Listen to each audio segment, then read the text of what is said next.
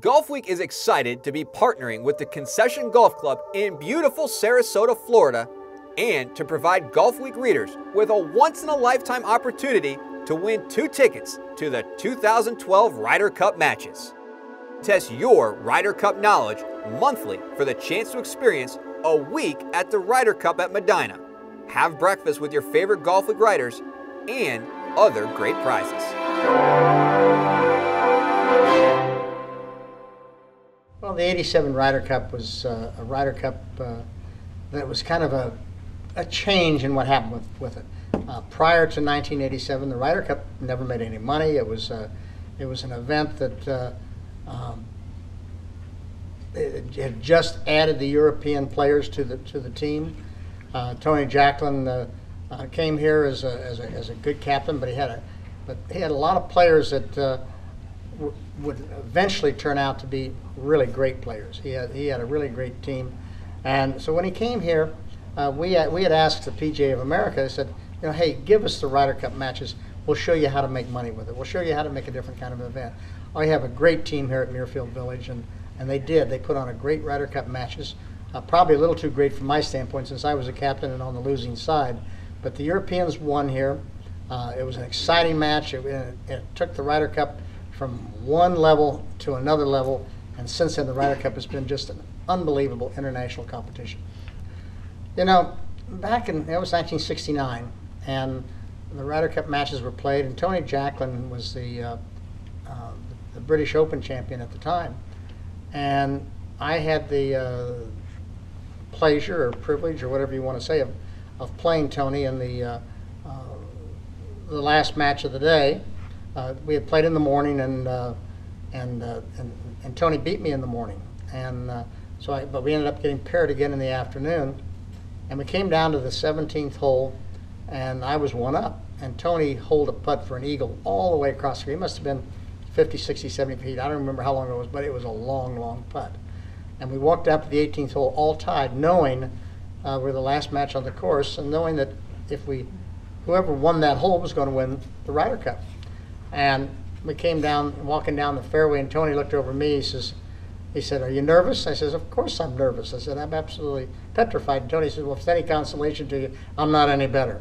So anyway, we walked down the fairway. We've been good friends for a long time. We both hit the ball on the green. Tony hit it a little closer than I did. I putted first, and I ran the ball trying to make the putt. I ran the ball by the hole about 4.5 feet. And Tony, thinking I might make it, I don't remember hitting him. He didn't hit a great putt, but he left it about, I don't know, maybe 2 feet or a little less short of the hole. And I had this 4.5 foot downhill slider that, one of those going away from you, and I knocked it in the hole. And I just automatically just reached down and picked up Tony's coin. I said, and my thought process was, and I did it very quickly, I said, here's Tony Jacklin.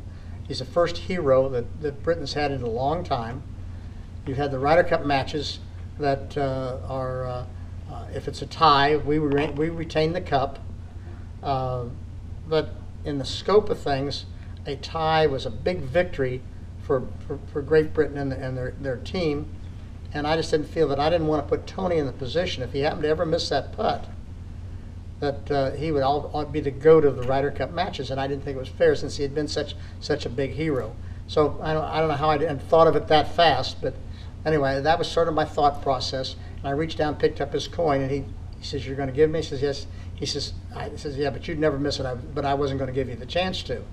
And I didn't think anything about it at the time, but I guess it turned out to be a gesture that has made a lot of comment in the golfing world. And Tony and we did a golf course called the Concession in Sarasota, based after that, and it's been very good for Tony and for me, and it's something that I'm proud of. And I have asked many Ryder Cup captains since that time, what would you want to happen? They says, "Well, Jack, we think you did exactly the right thing. It's the spirit of what the games are played in and the way they should be." So, it's just out of a little 2-foot putt, I guess I got a lot of ink.